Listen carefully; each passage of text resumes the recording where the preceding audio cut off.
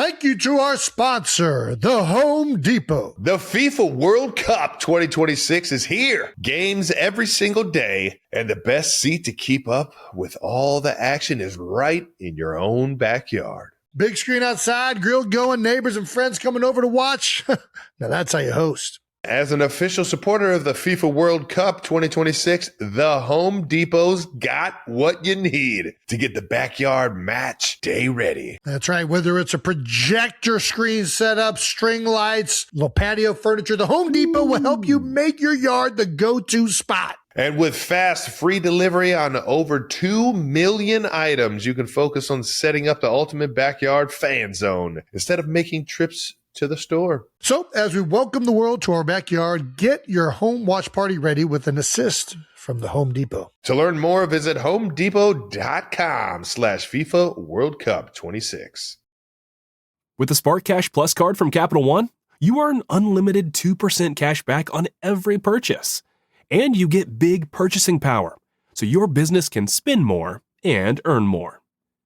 We loved the wedge back in the day, man. Get the big boys out there, full-on collisions. Like, why change that? That's the start of the game right there. I get to see some action. The wedge. I haven't heard the wedge. I was a wedge buster in college. Before I started, I was running down in knee braces, and they said, Jason, just take out this wedge.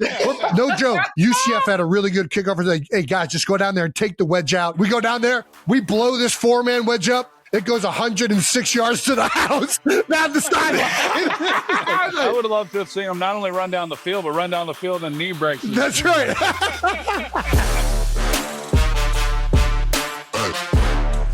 Welcome back to New Heights, ladies and gentlemen, boys and girls. A Wondery show brought to you by AT&T, the best service provider there is. You better believe it. We're your hosts. I'm Travis Kelce. This is my big brother, Jason Kelce, out of Cleveland Heights, Ohio. Shout out to the Heights and shout out to the University of Cincinnati, as we are alum from there. I did get a degree. I know a lot of you won't believe that, even Jason, but I do. And make sure you subscribe on YouTube or wherever you get your podcasts, and follow the show on all social media at New Heights Show with one S for fun clips throughout the week. Jason, tell the people what we have coming up for this week's episode. We got another great episode for you, 92%ers. We're going to get out of the house with Trav at the Guardians home opener. We're also going to get to the first ever on-site edition of Out of the House yes, at sir. the Masters. Yes, sir.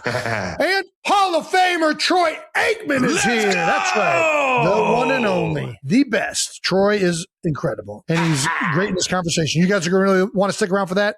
And before we do get into that, we are going to get into some of that new news. New news coming in hot. New news is brought to you by American Express. Travis made his way back home to Cleveland for the Guards home opener last week. You saw Slider. Hey, is he still called Slider?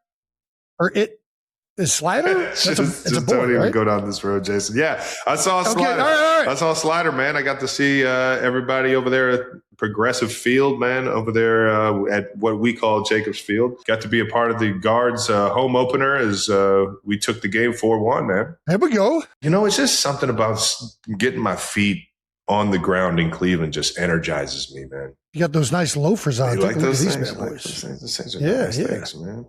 Did you get a look at any of the absurd food? The MLB has been coming out with a bunch of absurdly crazy items all across the country. I was just catching up with friends in the suite and just watching the game. I really didn't get outside, but we had some good food in the suite for sure. We got some wings. I was about to say, what is your ballpark food of choice since you're not a hot dog person? I'll eat a dog I'll eat a ballpark dog. Time out. You have said on the show and to me for many years that you do not eat hot dogs or tubular meats of any kind. So now you're telling me. One exception. You know what? I'm not going to lie. This makes sense. Ballpark dog, man. It's a special. It's the nostalgia. Right. I'll sacrifice my ick for the fact of how it's made and how it smells. And I'll enjoy a ballpark dog, man. I don't know what it is about being at the ballpark that I need a dog with some ketchup on it and bing, bang, boom. I'm not going to eat more than one. No mustard. You're not putting mustard on a hot dog. That's the one condiment you have to have on it. That's a lie. Whoever told you that is a fucking idiot. I disagree. I think you must have. Well, yeah, listen, you can eat it however you want, but that's the one condiment I have to have. You don't like mustard on a hot dog? You can do like mustard in like a sauce or like in like a dry rub that the meat and like the other parts of the food like hide the taste of and the melted crayon texture that is mustard. Melted crayon texture. What about sauerkraut? No chance.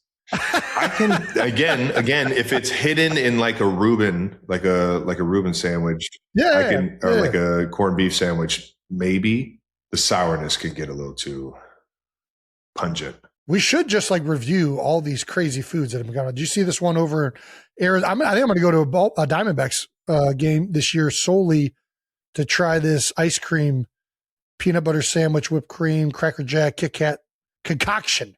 That thing is fucking insane. Does that not look delicious? Insane. By the way, that's a Nutter Butter, right? That's not Nutter Butter. Peanut butter sandwich, whatever. Yeah, it's a Nutter Butter. Gosh, did the Kelsey household go through our fair share of Nutter Butters, dude? Holy shit. Right. Do you want to see some of the weird shit they've got out there real quick? Get the Kelsey Brothers read on it. Now I'm getting some head shakes. You don't want to see the mini dessert chicken bucket at the Yankees game? I think they're pretty good. They're pretty cool. I'm not going to be a downer here. Let's see it, Brandon. Who else we got? You want to see a mini dessert chicken bucket? There we go. Dessert? What is this called? It's a drumstick-shaped ice cream with a chocolate-covered cookie bone center, a coating of white chocolate and candied cornflakes served in a souvenir mini chicken bucket. What is the point of making it look like chicken? It looks like chicken. I think we just got there. I'm not a big fan of foods impersonating other foods. You're out on the chicken. I'm out on the chicken sandwich, ice cream sandwich thingy. I just give me a fucking ice cream sandwich. I don't need it to look like a chicken drumstick. Who are we fooling here? What are we doing it for? I would make sense if it was the New York chickens. Then I'd be like, oh, okay, they're doing something that's like a theme of, but like, New York chickens. What is the New York chickens have a chicken bucket? Yes, but I don't understand this at all. Is it the drumstick flavoring, like the classic like drumstick that we all know that we get from like the grocery store? It's just covered with candied cornflakes to make it look like it's fried chicken, but I'm assuming it's probably like vanilla ice cream with a chocolate-covered cookie bone center, which I don't. I'm out on this one. I've seen a lot of them. This doesn't make any sense at all. There has to be something that's making sense to this. There's no way somebody was just like, all right, here, check this out, guys. A drumstick. I think that's how they do it. I think we're overthinking this. There's no way. I'm just confused. I don't know where the chicken comes into like. It just it's looks not like chicken. Why didn't they? Chicken isn't even known as being like a ballpark food. Exactly. Why didn't they just make it like a if they baseball made a hot bat? Dog, like make it. You know what I mean? Just make it like a baseball bat sandwich. Here we go. Why the fuck is you guys didn't want to do this segment, and now here we go. Is this like KFC? Like was like, hey, we can't get the fried chicken in the stadium, but why don't you make ice cream look like fried chicken? And I'm like, oh yeah, sure, we'll do that for no fucking reason. All right, let's skip to the next. Next. This one's made us mad. We're moving on. I'll take the bucket. Right, I'll take the bucket. No chicken. Red Sox are doing a lobster poutine at Fenway Park this year. The ballpark food features crispy fries, lobster meat, clam chowder, and crispy bacon, all served in a custom lobster boat. Why are we doing chowder? Baseball is a fucking summer sport. Chowder is not a summer fucking food cuisine, whatever. I don't like the idea of where that chowder's been stored. I don't like the idea of where is it at the bottom? Is that I like the lobster little boat, though. I like this. No, that's what I'm saying. I like the receptacle. I like the lobster. I like everything except the bacon. I have no idea why bacon is included in this. And what the purpose is, it's not going to add much. Give it a little saltiness, just like, a little salty crunch. It's got chowder in it. It's salty as crap. I do think if it's hot, I would question the integrity of that chowder, but I'd still give it a go. The integrity of the chowder. Seafood and heat usually doesn't pair well, especially shellfish. Fucking 95-degree day at the ballpark. I'm out.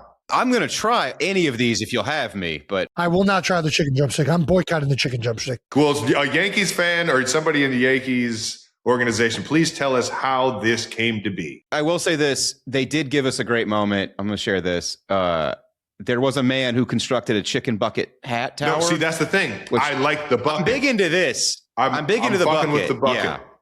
Yeah. I'm fucking with the bucket. KFC, brought to you by Travis Kelce. I mean, if that's not next year's... Brother, I just signed you a giant ad deal. I'm fucking with the bucket, Travis Kelce. I'm fucking with it. Colonel Sanders, hit me up. Buckets might be the most underrated piece of equipment that any man can own or utilize. I think you can stack them, you can carry anything you want in them pretty much. I mean, it's a very useful receptacle, but the fact that we're making chickens it just doesn't make any sense. I can't get past it. They had the buckets already ordered and they didn't know what to put in them. I'm drawing the conclusions. They're like, what goes in a bucket? Chicken. They had a new fried chicken chain that was going into the stadium, and then they had to back out on their contract, but they had already bought all the chicken buckets. Cost of cooking oil went way up, and they said, I don't know, forget it, make an ice cream. That's the only thing that makes sense. We've solved the mystery. All right, I'm going to show you a couple more. The Rangers have revealed a wearable nacho rally sombrero. The food vessel contains chip, cheese, lettuce, jalapeno, pico de gallo, and more. This is hilarious. Is this real? Is this real? Yes, this dead is real. The photo's incredible. All right, what do we think of the rally sombrero? I'm kind of into it. Outside the beans, I'm kind of into it. I think it's ridiculous. Oh, no, it's beyond ridiculous. Yes, but I mean, it's kind of. I fucking love nachos at a game. I love nachos at a game. Can you imagine trying to wear that and utilize it? Like you're dumping that on your neighbors. You're dumping that on the seat next to you. This is getting everywhere. I think it's hilarious. You have to go to the bathroom with that on your head. Can't look down. Don't look down. Don't look down. Don't look down. Don't look down. I like the idea of sombreros. I just don't know that nachos was the best choice. Like the messiest. What's the messiest food item that we can combine with a place that you can't access? You can't stand up and get excited. They should have just made like pretzel sombreros. They should have made so little like baby take pieces off and dip it in cheese or something like that. But like the sombreros shouldn't be large scale enough to where you could put it on your head. It should just be like the old ice cream cut batter's helmets. You know, those little small ones. They should have just made a little tiny sombrero like that in the size of where you would always get the nachos. You know what I mean? Like typically the size that you get is just like a 4x4 or 5x5. You can hold it with one hand, have a beer in the other hand. Like they should have made a sombrero that size. This is absolutely ridiculous. What's interesting about this item is that it probably is the only food item ever in a ballpark where the person buying it is the one not utilizing it and in fact probably putting themselves at the most risk of things going badly, right? Like the person wearing these nachos is going to end up eating the least amount of these nachos. The people behind them and to the right and left of them, like this is a very selfless maneuver if you're buying the sombrero nacho hat. You're getting this. You're bringing the party for everybody else. Yeah, this is hilarious, man. While also putting yourself most at risk. Just hot cheese sitting on your head. All right. I went to a Guards game right after college, and we're sitting on top of like that baby monster out in left field underneath the screen. And there's probably 10, 15 of the homies, and we're all up there getting hammered and having a fucking blast. And we go to get hot dogs, and we're like, I mean, how many hot dogs can we get? And they're like, well, we can make as many as you want. We're like, all right, everybody gets like 3-4 hot dogs. We end up with a fucking crate full of hot dogs to carry them back to the seats. And my guy, I think it was Steve Big Ack. My guy, Steve Big Ack, has it over his head as he's walking up, and all the guys see him and start fucking going nuts. Like, yeah! Like he was like the hero of the day. And I think that's what this fucking big ass sombrero reminds me of is like, you bring this back to the homie.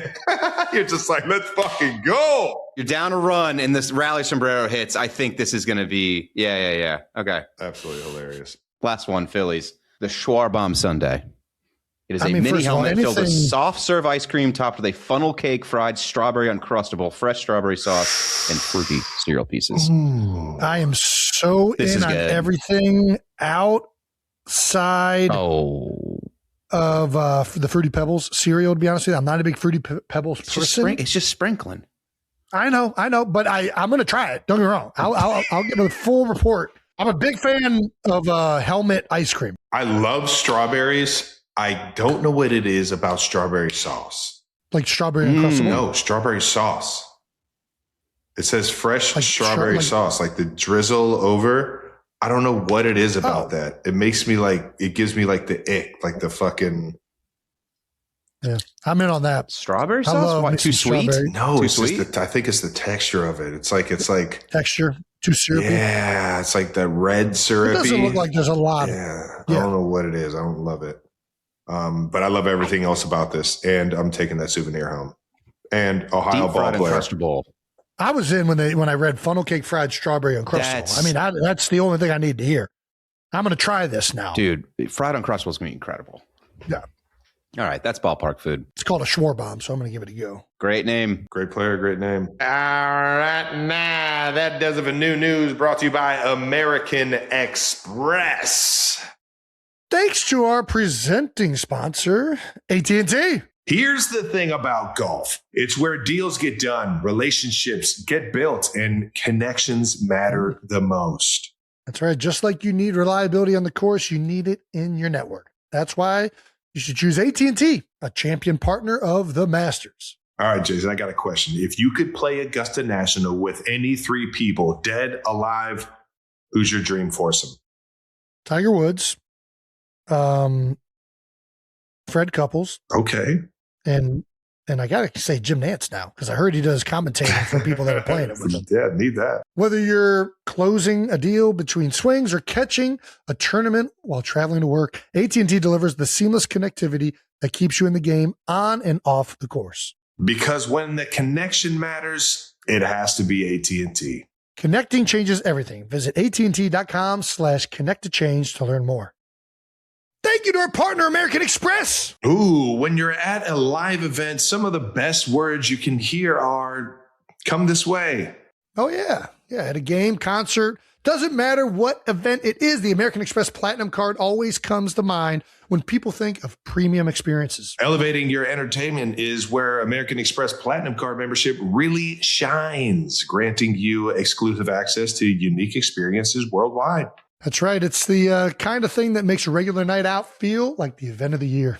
Yeah, a little FOMO, forget about it. And now that American Express is the official payments partner of the NFL, card members around the world can enjoy incredible experiences from the pre to the postseason with access to tickets, perks, and on-site activations at select games. From the moment you get to your seats to every play that follows, you know you're experiencing more than just the game. For me, that's a win. Unlocking access and elevating the fan experience, that's membership at its best. Terms apply. Learn more about premium events collection at go.amex/withplatinum. Thank you to our sponsor, Amazon. Yeah, baby. Yeah. Here's the thing. Life doesn't wait. Nope. 1 minute, you're crushing it at work. Next minute, your kid is spilling juice all over their favorite shirt. And, that smoke detector been beeping since 3 a.m. because you're out of batteries. That's where Amazon saves the everyday. Low prices on everyday essentials, whether it's the stuff you planned for or the chaos you didn't see coming. Everything you need all in one place. So you're not running around to 5 different stores all day. Yeah, we're talking paper towels, snacks, cleaning supplies, whatever keeps your day moving. Amazon has your back with the prices you can count on. So you feel confident your money is well spent. No hassle, no stress. Shop Amazon and save on essentials. Save the everyday. All right, the last thing before we get to Troy, we gotta get to this out of the house from this past week at the Masters. We're currently filming this while we're in the house, so we're gonna toss to our own selves out of the house. This Masters edition of Out of the House is brought to you by AT&T. Oh, thanks, guys. Appreciate you sending it to us down here in Augusta. I've been down here since Tuesday. Yeah, I just got down here yesterday. Yep. Saw Jason up at the course. Had a few crow's nests. Had a few azaleas. Yeah. Saw a few azaleas. Saw a few good shots. We're out here in the front of the house that we're renting down here, and It's gorgeous. saying hello to all the patrons outside of the course, and gonna head up there for another fun day. Absolutely. How was the par 3? Par 3 was great. I don't know that I helped Akshay out at all. I actually do think I gave him a good read. He told me it was a good read. So I will take it. A lot of fun, a lot of families. Patrons are all just looking to have a good time. It's a way more relaxed day than the actual tournament. Yeah. And it's very unique in the way that like no other major especially, but really no other PGA event has something like that the day before you do it. This is You have pro-ams in the other events, But this thing was so unique and special in the way that their families are incorporated into it. That was my first time being a part of it. And it's just another example of, I think, Augusta National just setting the example and the tone of what golf is, right? Yeah. No other sport do you partake in as much with your families, whether you belong to a club, whether you play with your kids. It's just, I think it's something that really matches up well. Yeah. And to do that right before the biggest tournament in golf, it's pretty remarkable. It's also not mandatory. So those guys sign up to do that. Yeah. They could be hitting balls. They could be getting more reps. Yeah, but it's a part of the show. It's a part of the fun. It's part of the excitement of the week. And well, I think it's an acknowledgement that this thing is bigger than themselves. Yeah. Right? Yeah. It's an acknowledgement that the history to this, our families are going to be included in it, all of it. They really embrace it. So I think it was awesome to be there and to have a lot of fun with those guys. Yeah. The one thing about this tournament is that it's more than just a golf event. It's like you don't necessarily have to be into golf. You're going to see some amazing shots of the best players in the world. Mm-hmm. But it's an event that anybody can enjoy because of how beautiful the landscape is, because of everything that goes into what that course is. I mean, you have different houses and places you can go while you're there. And you just get a full experience like none other. And it's why it's one of the best events in sports. The cool part about being there is that you're on these grounds that have been there, and this tournament has been being played since 1934. The course was carved out and just feels like it was made to be a golf course. You don't have your phones. There's no digital scoreboard. Everything's manually being done. That's feels the hardest part, yeah. There's no phones and understanding where the match is, you know, because you don't know what a guy's got going on 3 holes over and whether they're making a push or there's a level of mystery to it. Throwing it all away, yeah. You're there and you're trying to figure out, where's the scoreboard? Freddie just got a quadruple bogey or 4? Like, what the heck happened? And so there's this excitement in the fact that you don't really know what's happening when you're there. The way the grounds are handled, the way the faculty, the workers, everything's done there is just done at an insane level. I got to give from the course management to the workers and everybody that's really putting this thing on and making this thing go. They make it one of the cleanest places I've ever been, especially on a golf course, man. They do such a great job. Everybody says it's kind of like the Disney World of golf. They everything, I can see that. All the dirty work kind of happens in a way that you don't ever see. So everything looks pristine. The way they treat everybody, the way everybody treats you, whether it's the patrons, the workers, everybody's just there to have fun. It's an awesome time. They've somehow kept these prices down. I mean, the pimento cheese sandwich was $1.50. I think a bottle of water is $2. They're not giving that thing out for free? Well, if you have Berkman's passes, it's for free after you pay for however many thousands of dollars for the ticket. I don't know how that works. But no, they could jack those prices up. Yeah. You go into an NFL stadium, you're paying, what, like $8 for a beer? Yeah, but those are premium beers. You're an asshole. But what was your favorite shot? I don't know. I'm trying to think of, my favorite hole is 13. I love 13. Par 5. The par 5, bend around the corner. Mm-hmm. Then you got to play over Rays Creek. Yep. Okay, Rays Creek. You know the creeks. All right. I think it's Rays Creek. And you got to make a decision on whether you want to go for it. And you got a long second shot, approach shot, or you're going to lay up and pitch in. But if you ever got to play it, what would you do?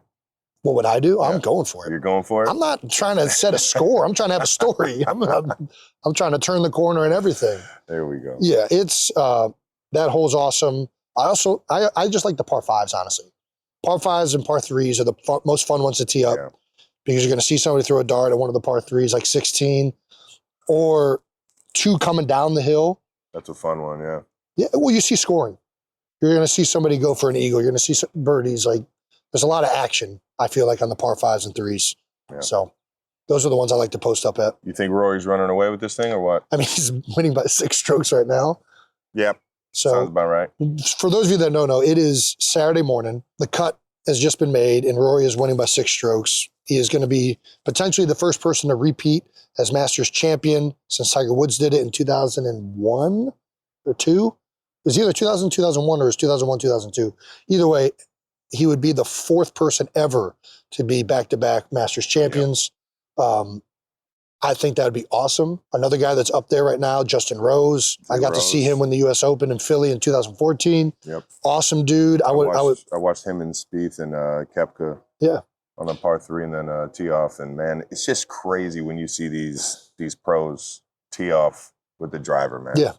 I mean, the sound, not only the sound of the ball, the club hitting the ball, but the swing. Yeah. The placement and how tight it is. The velocity it comes off, it's crazy. How tight some of these shots they have to hit, even on one. One is just a par 4 up the hill, but that bunker on the right, you got like a 15-yard landing strip, really, that you're trying to hit. Yeah. If you don't get it in there, you can be in the trees on the straw on the left side, and then you can't reach the green. It's watching these guys navigate how precise they are with all their shots. It's just a blast to see in person. Yeah. When you can see the ball, that thing skyrockets off that face. So you got to have some UV protection to try and see it. But yeah, what was your favorite thing you ate? Favorite thing I ate? I know you're a big egg salad guy. Yeah, because who doesn't love mayonnaise mixed with eggs, thrown on some white bread? I actually used to love egg salad. Mom used to make it. I don't know what it was. Once I found out that she was just like, don't do shit up. I walked in the kitchen at the wrong time. Please don't do the sound effect. But Mom, you made the best egg salad sandwich. I'm going to be bougie and stay. There's a fried chicken in the Berkman's place that is to die for. I didn't get the fried chicken. I got the pizza in Berkman's. How was that? So for those of you that know, Berkman's place is another tier. Are we allowed to talk about Berkman's place? I don't know. Are we even allowed to be sitting here doing this? Probably not. We're going to get banned for life, I'm sure. I hope not, because it's an incredible experience. You can watch the game. You can actually watch the tournament better. I mean, listen, I like watching on Sunday personally. All right, pimento cheese and egg salad combination was my favorite. Combo? Dude, it's called the Pimego. I found that out this week. That is... It's a lot. I don't think texture-wise you would I am so out on this. Oh, my God. It's pretty darn good. There was also another combo people were saying, the pimento and the barbecue. To me, that was too many flavors happening. It was overkill.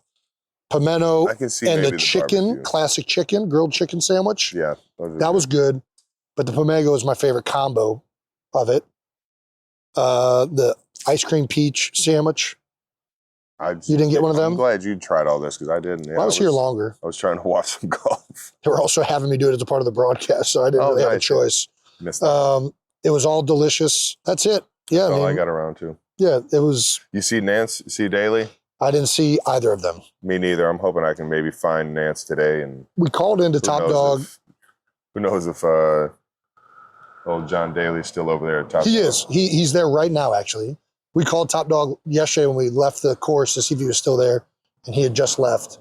But he is there this morning, and he'll be there this morning, Sunday as well, I believe. Interesting. So, yeah, for those of you that have never been, it's awesome. It's everything you've heard about. There's some of the best golfers in the world. The hospitality, the way it's run, is second to none. The tradition to it, the history that's happened there. All of these gnomes, there's gnomes all over the place. Everybody's getting a gnome. Gotta get my hands on these gnomes. Yeah, there's the merch bag, and that's where they get you. It's a $1.50 sandwich, but you're going to go into that merch store and spend some cash for sure. But you love it. I don't know the way it was for you, but like the moment people find out you're coming, you know, I got my barber hitting me up. Oh, can I get a hat? Can you get me this? So that's awesome. It's an experience like none other. A tradition like no other. I don't know if we want to keep stealing Jim's lines, but I mean, Jim, we're stealing your lines. We love you. That's how good your lines are. That's right. But we'll give you the nod. Imitation we'll cite our sources. Imitation is the greatest form of flattery. All right. That's it from us down here at Augusta, Georgia. A little out of the house. We'll see how the rest of it tees up this weekend. Yeah. How it shapes up. That's all I got. Yeah. And that's out of the house. See you guys. How about that? That's our segment. We don't know what that looks like yet, but hopefully looks like we're having a great fucking time. Once again, that Masters edition of Out of the House is brought to you by AT&T. Let's get to our conversation with the legendary Hall of Famer, Troy Aikman. This conversation is brought to you by Amazon, one of our favorites. Our guest today is 6'4" quarterback from UCLA. He was the #1 pick in the 1989 draft. He's a 6-time Pro Bowler, 3-time Super Bowl champion, 1993 Super Bowl MVP, Yes, sir. and a member of the Pro Football Hall of Fame. Woo! He's also the 1983 Oklahoma High School State Typing Champion. I did not know that. He's been in the broadcast booth for 25 years. He's also my coworker on Monday Night Football. Please, 92%ers, welcome to the show, Mr. Troy Aikman. Let's go. There we go. There we go. Yeah, what is best intro ever? I'm trying. That's easy. It's easy when you got that many accolades, Troy. Troy, can't thank you enough for taking the time and hanging with us, man. You've been an icon in the Kelsey household for such a long time. Remember, I had the Dallas Cowboys action figures. It was all the stars. It was you, Irvin, Emmett, Dion. I remember having them as a kid, man. I've been such a big fan of you. Grew up a quarterback, wishing I could one day be an Aikman, but, made my way into the quarterback's best friend world anyways. But appreciate the time, dog. And I got to hit you with the first question, man. What was your first impression of Jason on air? Oh, well, it was fantastic. I mean, I remember we did a production call with Jason back when he was still playing with the Eagles, and someone asked, I don't think it was me, maybe it was Joe, maybe it was Aaron, asked him if Jason had an interest in getting into television when he was done, and he indicated that he might, that he had given it some thought, was going to be doing some stuff. He talked about his grandfather, he got emotional talking about his grandfather, and it was one of those calls where we hung up and we said, wow, we just we just saw a side of Jason that we had never seen before. We just saw this great competitor playing center and dominating, being an all-pro player and all that. But then we saw this human side to him. And then we thought, wow, if that can translate, the guy has a real future, if he wants to go that route. And he did. And by that time I was at ESPN and just thrilled. I mean, it was the Kelsey sweepstakes. It's a little bit, it's a little bit like what you're going to be going through here, Travis. And seriously. And so to get Jason, to be a teammate at ESPN has been awesome. I mean, I'm not just saying this. I said this to others. I think Jason's an absolute superstar in this profession. I mean, he can take this and go as far with it as he did his playing career. We do that Monday night countdown hit that I come down and go on the set with him. The highest compliment that I can pay any former player or current player is by saying, I would have loved to have been a teammate of yours. And Jason's one of those guys. And I Travis, I can say the same thing about you. I've covered enough of your games, but now I am a teammate of Jason's, and he makes us better. So it's awesome. And now if we get his brother, we get his younger brother over to the worldwide leader. We got something. I don't know, man. ESPN's a very polished organization. I don't know if I'm just kidding, man. I'd have a fucking blast, dude. You're not that polished. Considering Jason's first time on air, he's screaming tits. That's right. And he still has a job. No. So do you think Jason could fit in on the 90s Cowboys? Oh, heck yeah. Yeah, absolutely. Absolutely. Yeah, he'd probably be hanging with me, I mean, hell yeah. Some of those guys, they had more extracurricular activities than what I had. Yeah. I don't claim to know what Jason was doing in his personal time, but I have a feeling he and I probably would have been hanging out together. Hell yeah. That would have been a blast. That's some good shit right there, man. I had to ask you what your opinion was, or at least the first thought of Jason being a teammate. So that's awesome, man. I got to mention this too while we're still on like first impressions. Going up in the booth with you and Joe for the first time, I didn't know what I was doing. And just watching you guys play off of it, and like the way you let me in there, and just a great teammate you were there to try and guide me through that. I really appreciate that. And then you come down to the regular table while we're talking me, you, swag, and the pre-show, and you kill it there, man. I mean, you've been doing this. Is there anything you can't do in broadcasting? How long you've been doing this? 25 years? Yeah, 25 years. That is amazing, man. Yeah, it's crazy. It was well, first of all, when I got into this in 01, I was in a 3-man booth. So I first worked with Daryl Johnson, my former teammate. Yes. He had retired a year before me.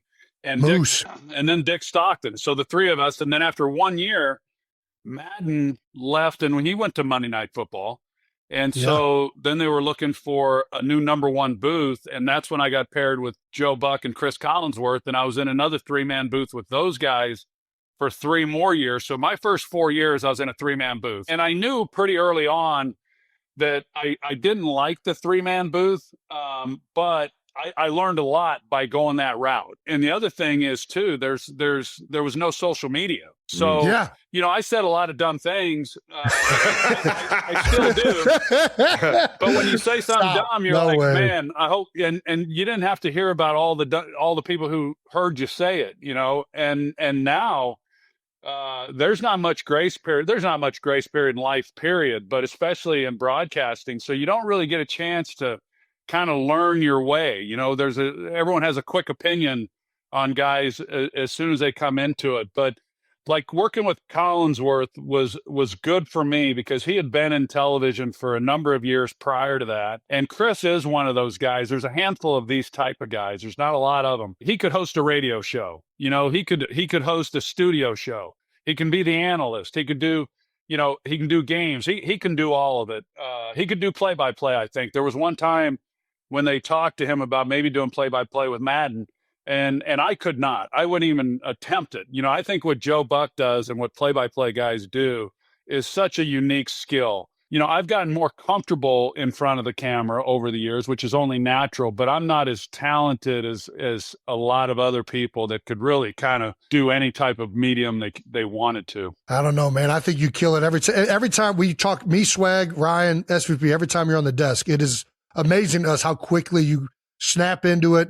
What you say just like pierces through all the nonsense. Like that's one thing that I think you do such a good job, not just on the desk, but also calling games where you talk about the quarterback position in particular, but really just football in general. There's a realness that doesn't come off like you're attacking anybody. It's just like a face value, what you're seeing that you articulate so well in every medium I hear you in. Jason, that's high praise. It means a lot to me. I'll be honest. I mean, what I'm most grateful for you saying is that it doesn't feel like I'm attacking anybody, because there's times when somebody writes something that I said, and then it comes off as though I was being critical of the player, and I get offended by that, because the one thing that I've always tried to do, I've tried to be honest. I mean, everyone tries to do that. I think you owe it to the audience. I think you owe it to your employer to be honest. But at the same time, I have so much respect for the players and the coaches that participate in this game. I mean, the three of us, we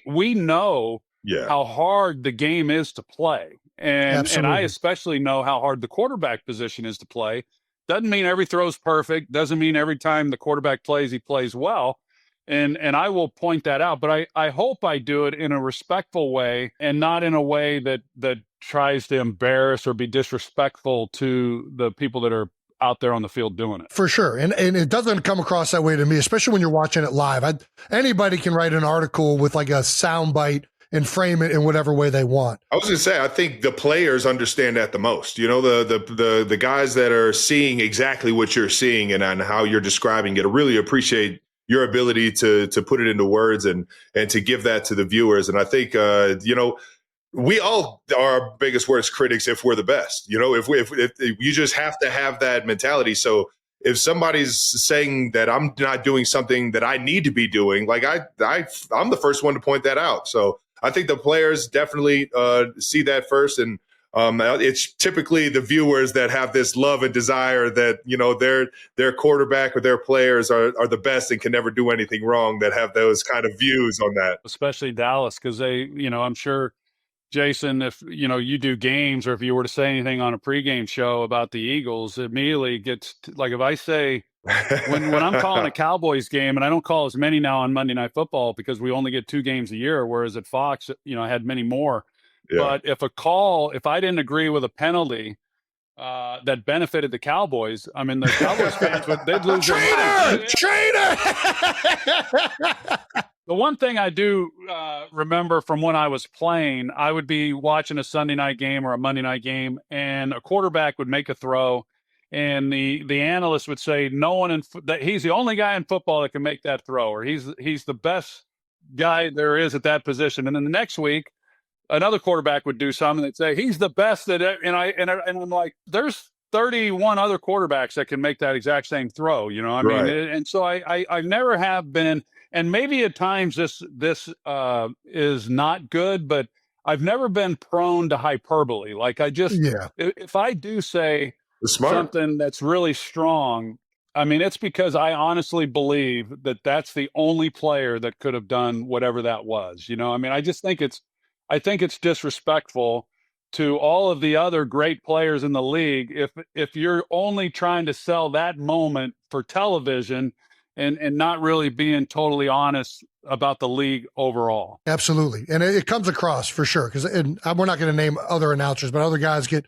labeled almost as like super fans of like specific players because they're always saying certain things. And I just feel like everything you say about a guy is very at face value. And I've always like loved hearing that perspective. Yeah. Thank you. What do you think about the current state of quarterback play in the NFL? Like, where are you at just holistically with where we're at? Well, I like it. I know going back to towards the end of my career, and I played, and when we played, I mean, I'm sure you guys feel the same. You feel like you played in the golden era of your position. You know, I mean, I had Elway, Marino, Warren Moon, Jim Kelly, Steve Young. You know, Boomers, the list goes on and on. I mean, there were a lot of really great quarterbacks during the era that I was playing. And towards the end of my career, I was asked, hey, where are all the great young quarterbacks? It's like, who's going to fill those shoes once everyone retires? But what you find is somebody always fills those shoes. You know, there's always more superstars that are coming along. And I think the league is in great hands. I mean, I really do. You know, we can look no further than Drake May at New England, a second-year player, and what he's been able to accomplish, and a number of other quarterbacks as well. I mean, obviously Travis's quarterback and Patrick Mahomes, what he's been able to accomplish. But there's Josh Allen. There's a number of great quarterbacks. Joe Burrow has always been one of my favorites, but I think the game itself, what I've liked to see here in the last couple of years, and Jason, you probably would agree, we got so into the spread sets and throwing the football. The rules favored the receivers. You know, it was tougher on the defensive backs. And that really goes back to Peyton Manning and Tom Brady in some of those games because New England just went after the Colts physically. And so they changed the rules. It became more favorable for the receivers.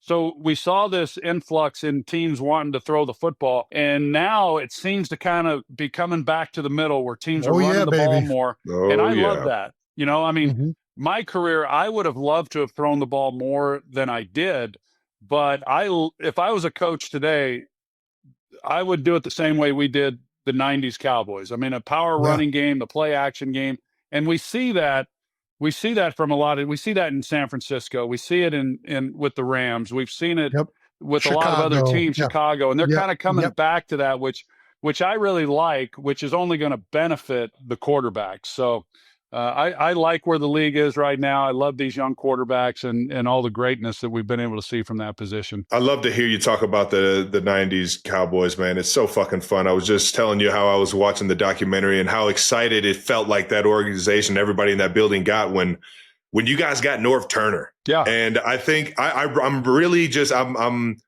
curious, what was it about Norv's style and it really being suited for you? Because you kind of had that different world, a lot of like rough games and a lot of learning experiences through those first couple of years. There's so many quarterbacks that have come into this game that came in as high draft picks, high expectations, and then it just never quite happens for them.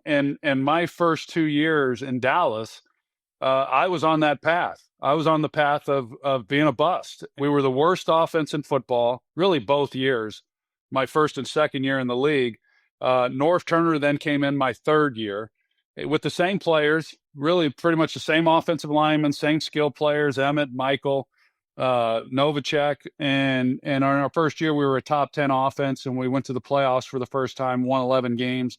And then the next 2 years with Norv, we were top 5 offensively and we won 2 Super Bowls. And so even in today's game, there's not a lot of great offensive minds. And if you're one of these quarterbacks who's fortunate enough to play for one, you got a chance to be really successful. Everyone points to Sam Darnold and what he's gone through and where he's been the last 2 years. And that's a great example of it. He's been around really great coaching. He's excelled and we've seen his talents come out. And that's what happened to me. I mean, I credit, there's a reason why Norv Turner was my presenter when I went into the Pro Football Hall of Fame. Awesome, Michael man. and Emmett, they both credit Norv Turner for turning their careers around. And Jimmy Johnson, he deserves a ton of credit too, because he was a tremendous motivator, but he was a great evaluator of talent. And so with those picks that we got from Herschel, the trade of Herschel, you know, we made the most of them, and or he made the most of them. I had nothing to do with it. Give me somebody, please. Give me somebody. It's fun to say we. It's fun to say we. We're on the same team here. It is kind of fun to say we. You know, we picked some great players after we made that Herschel trade. But yeah, it was a fun time, and just as fun as it was, then Jimmy left, and it just goes to show you that, man, there's a lot that goes into having success, you know, and when you have it, don't screw it up.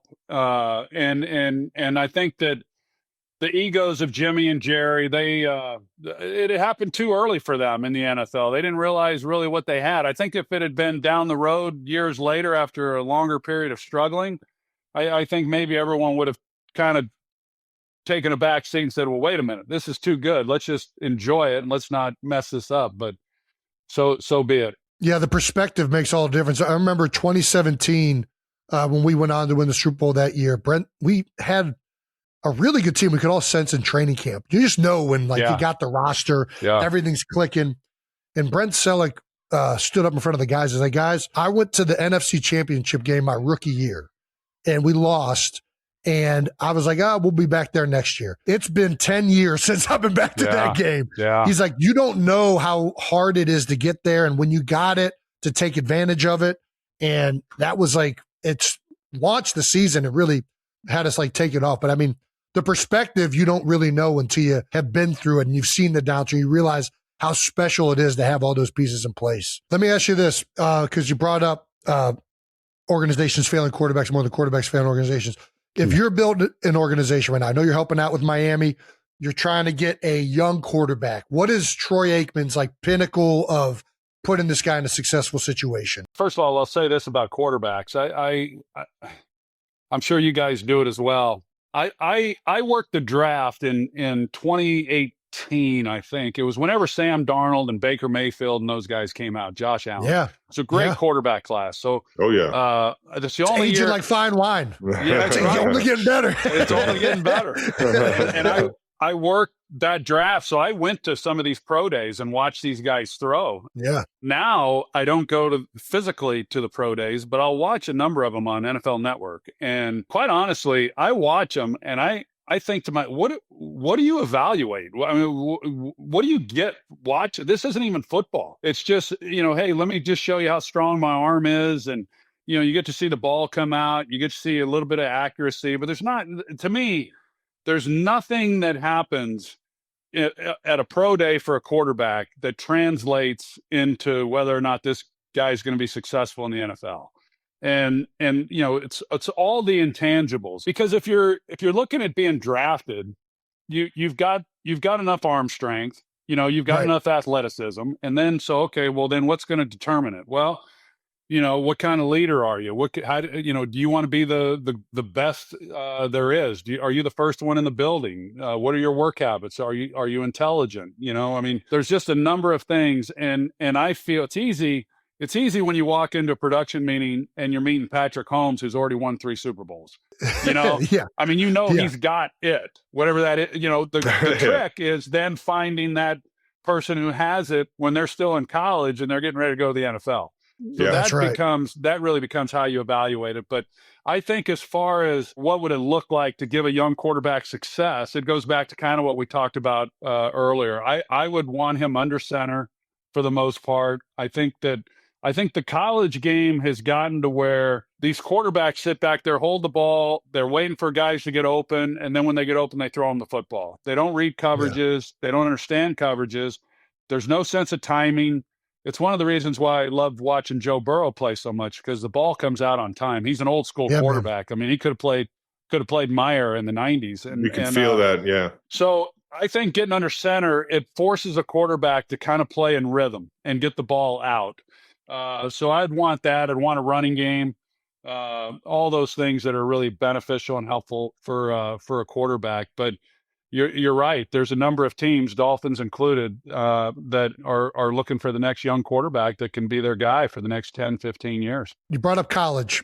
Where does Troy Aikman stand on NIL? See, when you talked about diving in on NIL one time and then the fucking kid didn't even write you a note and just bailed on UCLA. And dude, I hadn't been, I was already out on it. I was like, dude, these kids, if these kids just get the opportunity to jump, they're jumping. And it's like, why even waste your time on it? Yeah, it's and in fairness to the young player, it's a collectibles thing. He's just collecting the checks. He doesn't know. Yeah, he doesn't even know. He doesn't even know. So it's no reflection of him. And but with that said, I know a number of people, my daughters being two of them, that would have loved to have given them that kind of money. I mean, no doubt. They would have written me a thank you note. But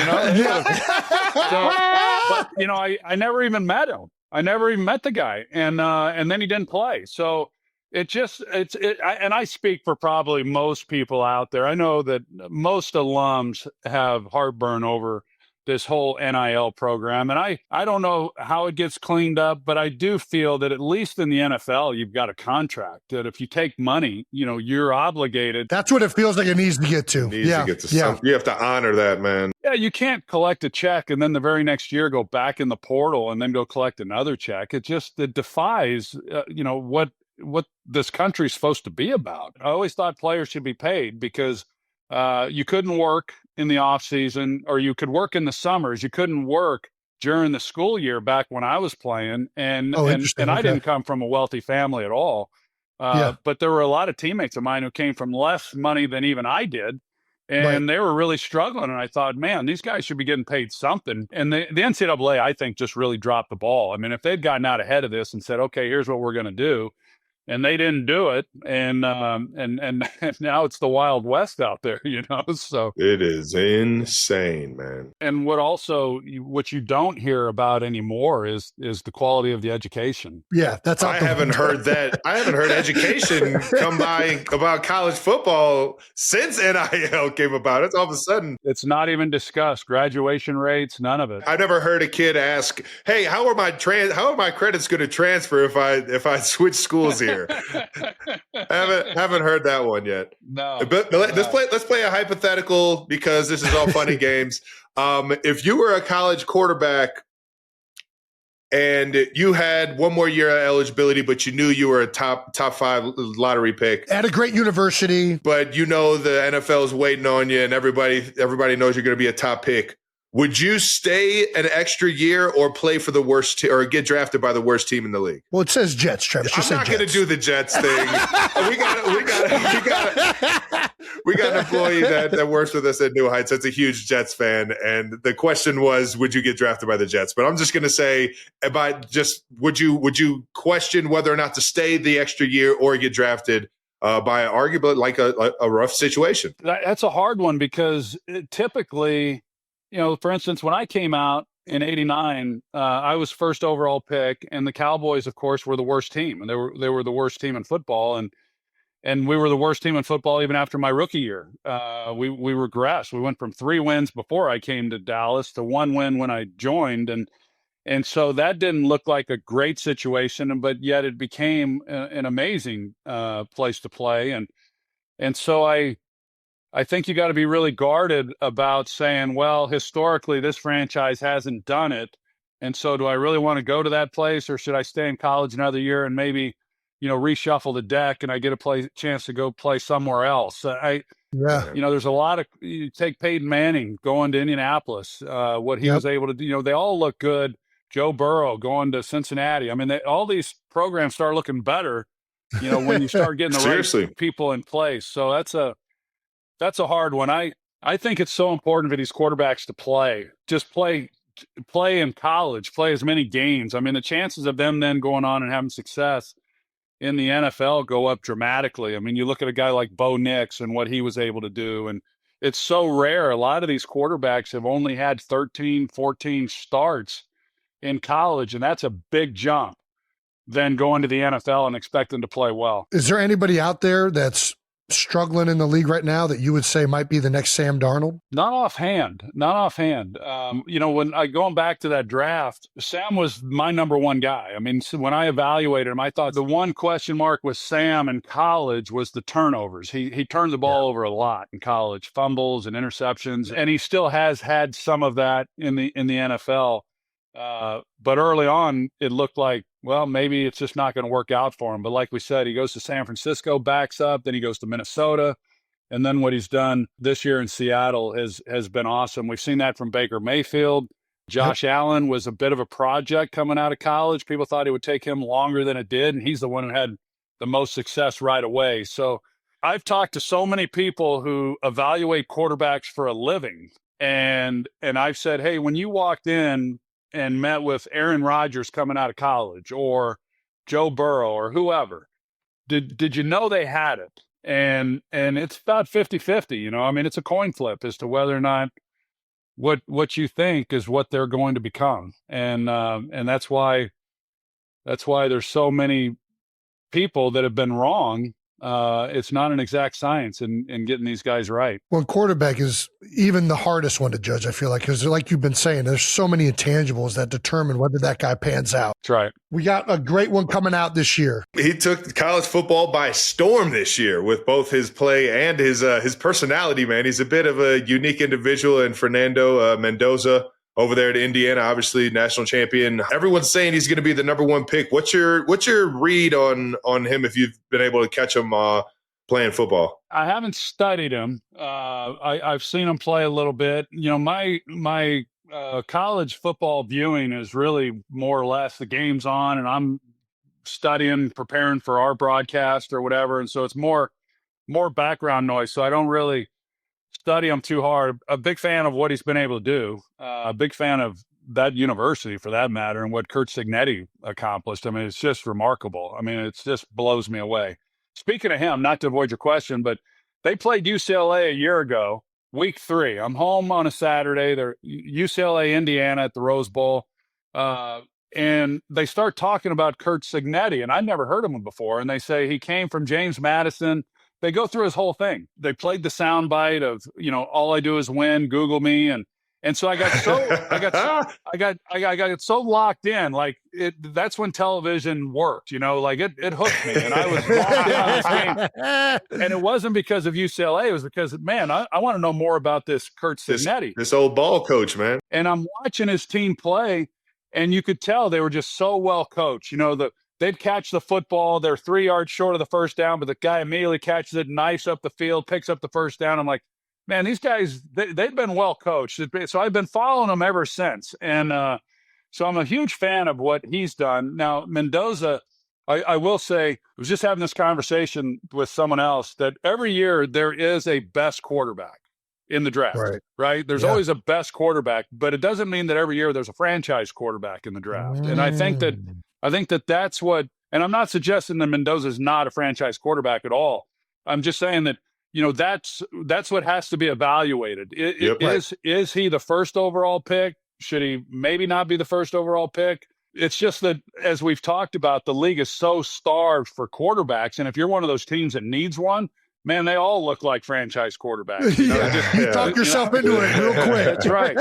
So I like him. I like his accuracy. I like, man, tough. He's played in big games. He's shown it on big stage. I think there's a lot to be said for that. And now it's a matter of, can he get to the right place? Is Vegas that place where he can really excel? It's easy to say, yeah, because Tom Brady's an owner and he's got a vested interest and he's going to be right there, but he's not going to be right there, and there's a lot that is happening within that organization. So, but I like the young man, and I'll be pulling for him. I pull for all these guys to play well. I'll be pulling for him when he gets his chance. That's awesome. Yeah, absolutely. Thank you to our partner, Liquid IV. When it comes to travel, I love a good road trip or discovering the best food spot in the city. Yep, that's right. You're driving through some random town, see a line out the door at any tiny place, and you just know you got to try it. You know it's going to be good. Next thing you know, you're telling everybody about the best tacos you've ever had.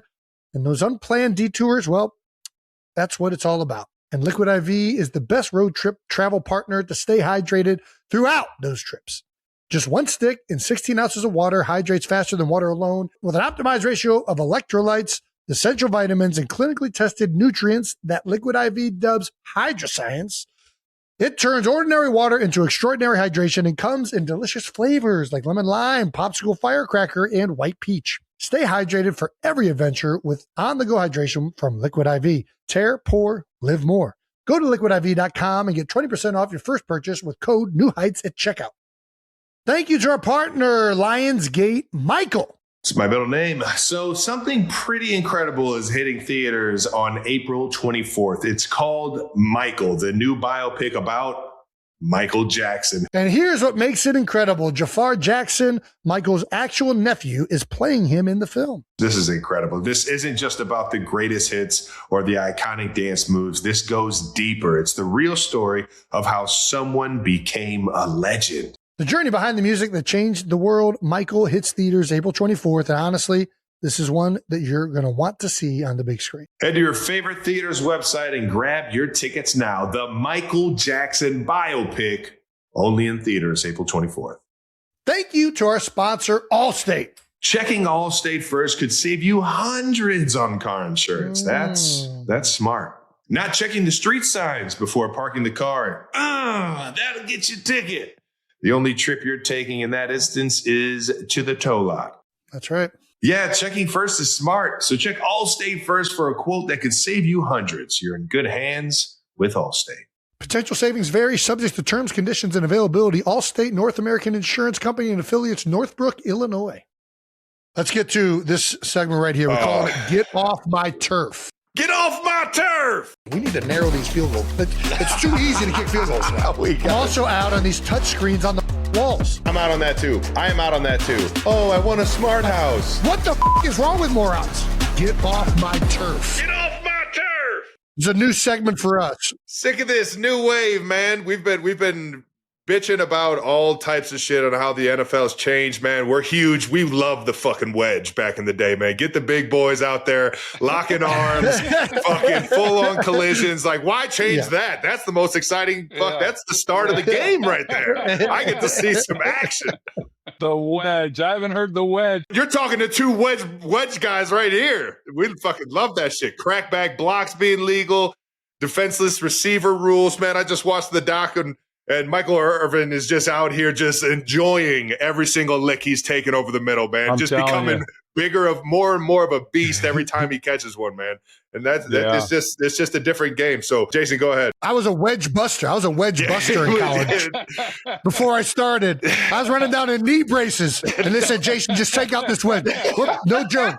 No joke. Me and Ricardo Matthews, a D lineman that played in the league for a long time, they said we could get down there faster than anybody anyways. I'm like, hey, UCF had a really good kickoff. They're like, hey, guys, just go down there and take the wedge out. They do all middle returns. It'll be great. We go down there. We blow this 4-man wedge up. It goes 106 yards to the house, down the sideline. All right, let's reevaluate this. Maybe work. have some savvy. Maybe get to the ball. Yeah. Dude, All right, Troy, anyway. you would have fucking loved to see this dude running down because it was in his transition. You heard him say knee braces. Yeah, well, that's what I was going to say. I would have loved to have seen him not only run down the field, but run down the field in knee braces. That's right. He had just made the transition over to the offensive line. It was the rule that all linemen needed to wear knee braces. So he had this big old, it was like he had a yoga ball on his waist, man. He had this big old gut because he was trying to gain weight to play O-line, had the knee braces on, but still had like that linebacker athleticism a little bit. Not quite. Nothing in that belly more than beer and Subway, man. It was hilarious, man. But he was a baller. We're going to give you 40 seconds, Troy. Air out any complaint you have with the modern game of football. Do you have anything that right off the top of your head you can think of? I guess what I don't like is, and I'm a former quarterback, of course, I don't like the extent of some of the protection on the quarterback is probably my biggest complaint, just because the whole objective for a defense is obviously to get to the quarterback. I mean, if you do that, you got your chances of winning go up. And these guys, man, I've never played defensive line or any of that, but I can only imagine that you're fighting through 300-pound offensive linemen. You're getting twisted and torqued in all kinds of directions, and yet you're trying to get to the quarterback. And if you get there and you don't do it exactly the right way, then there's a penalty. And I don't like that. I don't like that at all. Now, there's so much that's been done to try to protect players, and I'm all for it. But you talk about a wide receiver back in the going back prior to the 2000s. Ooh. I mean, if you went over the middle, it was up to the quarterback to protect the receiver. And now quarterbacks will just throw it anywhere because they know the quarterback or the receiver's not going to get hit. And what I see a number of times is defenders, they don't know how to play it. Like they're caught in no man's land. They don't know whether to try to make a play on the ball, just try to tackle the receiver. I feel bad for the players, the gladiators that are in the arena. They don't really want the protection. The players are the ones always saying, "Hey, we're good. Let us play." I signed the contract. I'm good. I'm ready. I agreed to this. That's right. So that's what's kind of different and odd about the whole thing. Couldn't agree more. Yeah, I don't want to be the get off, whatever the segment's called, the get off my lawn guy. Get off my lawn. You don't want to be that? All right. We'll be those guys. Thank you for playing along though. We'll get you out of here after this last segment, man. We always end it with a little bit of we gotta ask, but you can clearly not answer. You can just tell us to fuck off, Troy. But we gotta ask these questions. I gotta ask the first one. I got to. Because this is the most impressive highlight I've ever seen in the NFL. Is Larry Allen chasing down that interception the most impressive thing athletically you've ever seen in the NFL? Probably. I mean, this guy insane. I've seen the clip you're talking about, and I remember the play like it was yesterday, and yet he was so athletic that I didn't think anything of it at the time that it happened. It's just a regular. Yeah, it was just like, oh, nice. Larry got to him before I did. Okay. I was pissed that it was an interception, but. Right. Then I see the clip, and you're like, "Whoa!" I mean, he was a freak, and he was the quietest, shyest guy in the locker room. Oh my gosh! I mean, he wouldn't say two words. I mean, he was so shy. Silent assassin, man. And he'd get on the field, and he would just destroy people. I mean, it was. I love it. He was amazing. I think of that clip. I think of that. What did he put up on the bench press at the Pro Bowl the one year? It was like some absurd number. Yeah, I might have been 800 pounds or something. It was after I had retired that he did that, and just a gentle giant. I mean, God rest his soul. He passed a few years ago. But I'd reached out to him. I'd heard he was struggling a little bit, and he was just a gentle giant. I mean, just an incredible. His son went to Harvard or Yale. Played football. I mean, he was a family man, raised great kids. Everything he did, he invested back into his family. The words GOAT gets thrown around a lot, greatest of all time and all that. I mean, there's a lot of great linemen, and I'd put a lot of others on par with him, but I wouldn't say anyone that's ever played's been better than him. I know that, and loved having him as a teammate as well. Yeah, baby. Close friend of mine, Andy Reid, says that he maybe have called you in 2002. Yeah. While you were on the Fox broadcast to see if you maybe be interested in playing for the Philadelphia Eagles. That's right. We were at Old Jack Murphy Stadium. I was in the 3-man booth with Collinsworth and Joe Buck, and we had just done a game break that Donovan McNabb had just broke his leg. And the Eagles were playing really well. They were number one in the NFC at the time. It was midseason. We're getting ready to go to halftime, and my producer, Richie Zion, says, "Hey, I've got a number that I need you to call at halftime," which he had never done. And I was in my third year in the middle of a broadcast. This is crazy. And I'm trying to call from the booth at halftime, and there's no cell service. So I walk out onto the concourse, because this was an old stadium. It was Old Jack Murphy. Yeah. So I'm out on the concourse. Fans are walking by. Of course, they're like, "Hey, F you, Aikman, Cowboys blow." I got Andy Reid. I said, "Hey." He says, "Hey, it's Andy." And I said, "Andy Reid?" He said, "Yeah." And he says, "You heard what happened, didn't you?" And I said, "Yeah, we just did a game break on it." And he goes, "Well, I want to talk to you." I said, "Andy, I'm in the middle of a broadcast." And he said, "I know you are." He said, "I need you to call me after the game." And I said, "All right." So I called him after the game, and he was selling me on why I should come out of retirement and go sign with the Eagles and play for them. They were playing Monday night. The following game was on Monday night against the 49ers. And Ty Detmer was this. I decided, obviously, I didn't do it. I said, I didn't go. You didn't pull the old man Rivers? I was on my way up to Montecito, Santa Barbara after that game, and I'm driving up, and I said, I can either keep on going north and enjoy a week in Montecito, or I'm going to be on a plane in a blizzard in Philadelphia, and Detmer goes down the very next week. He gets hurt against 49ers. A.J. Feely takes over. He wins 5 straight games.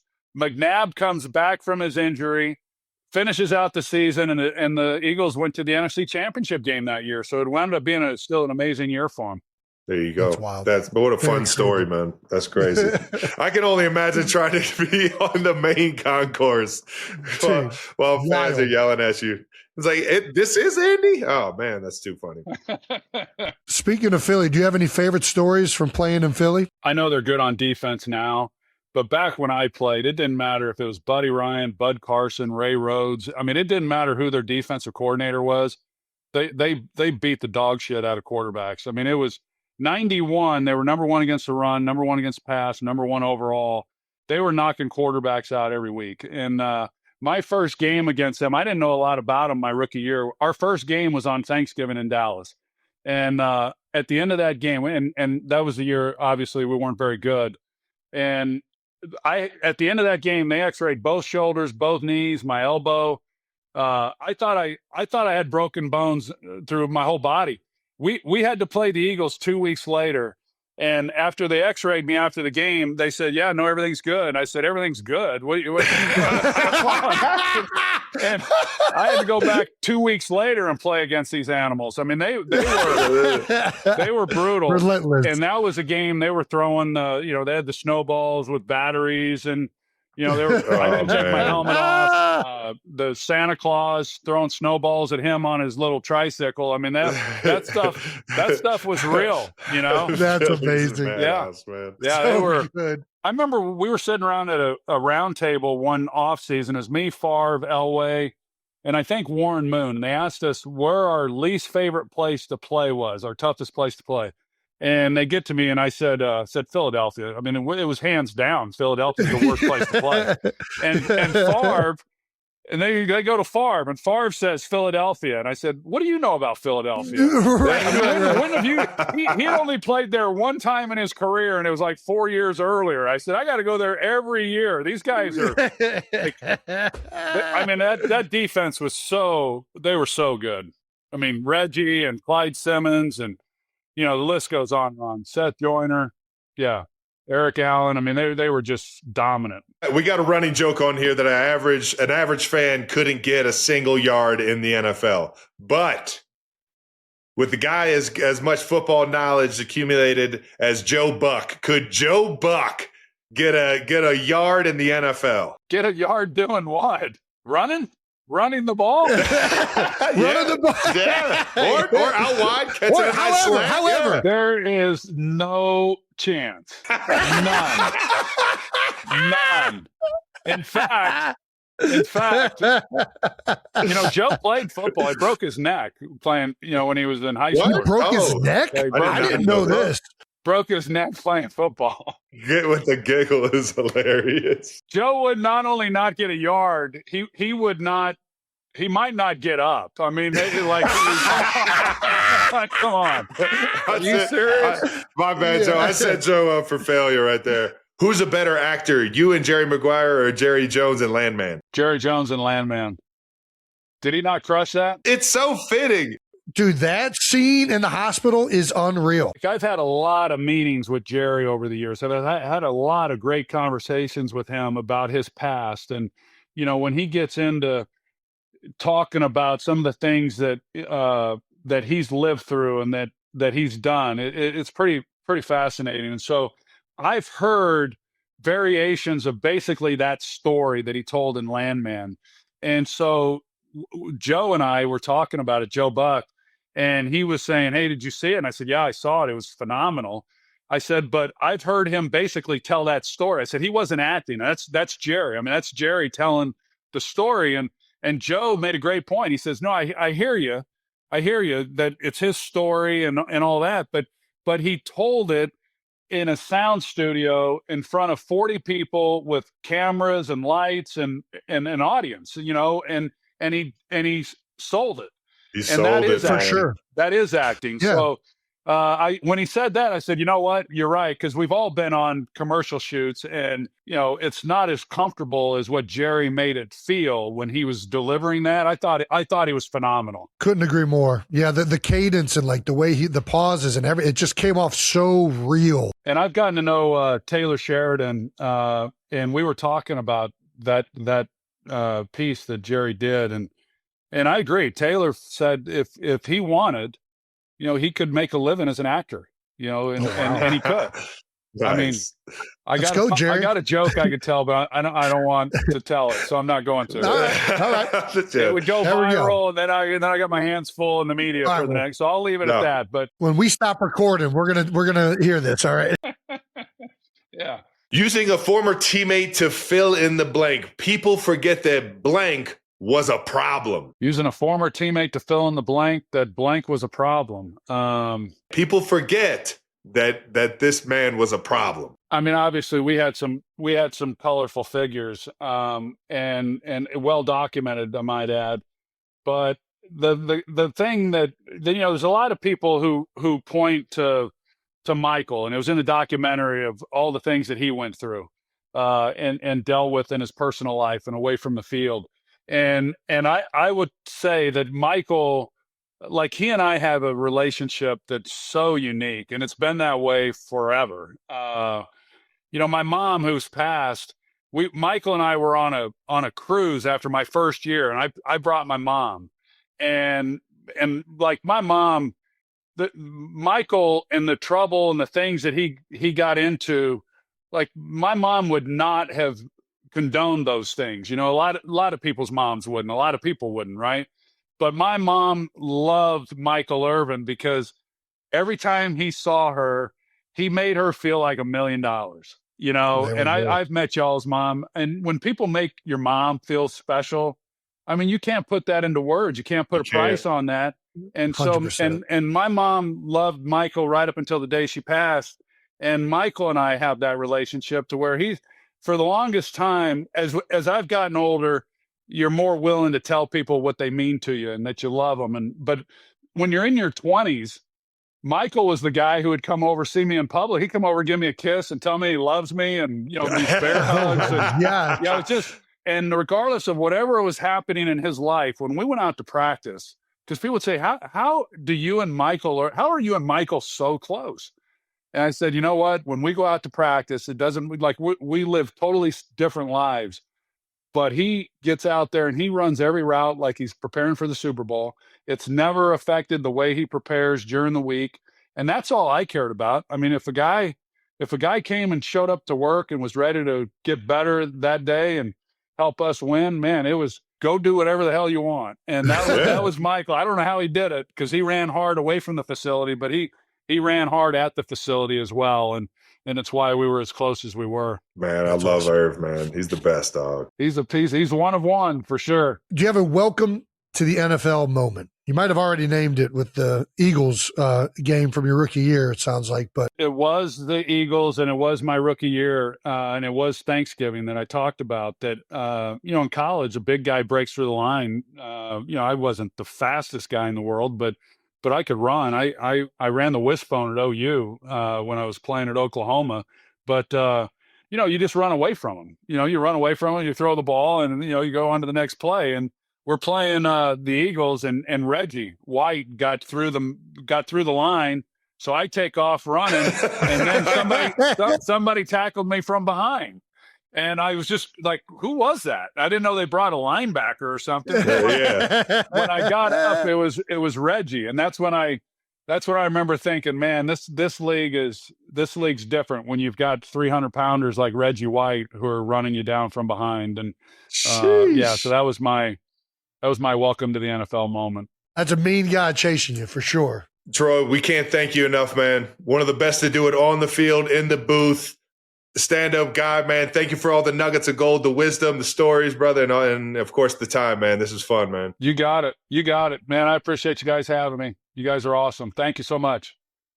Thank you to Troy Aikman for stopping by, man. I still remember having those action figures when I was a kid, man. I even when I watched Little Giants, I was like, I kind of like the Cowboys, man. Like, Aikman had those Cowboys jerseys looking fucking sweet in the 90s, man. Shout out to Aikman for all the stories, man. Obviously one of the best broadcasters out here, but for all you young bucks, man, go watch some Aikman highlights from the 90s, man. Oh, yeah. You won't regret it. Once again, that conversation is brought to you by Amazon. And that wraps up another episode of New Heights. Thank you to Troy Aikman. Make sure you're subscribed to the New Heights channel on YouTube or wherever you get your podcasts. Once again, New Heights, a Wondery show brought to you by AT&T this week. Still got it. Follow the show on all social media at New Heights Show with Wet Ass for fun clips throughout the week. To our New Heights production team, thank you guys for always making us look good, and you guys are really the engine that keeps this thing going, man. We appreciate you guys, and thank you to the 92%ers for tuning in each and every week. Hopefully you enjoyed it as much as we did, and we'll see you next week. Peace.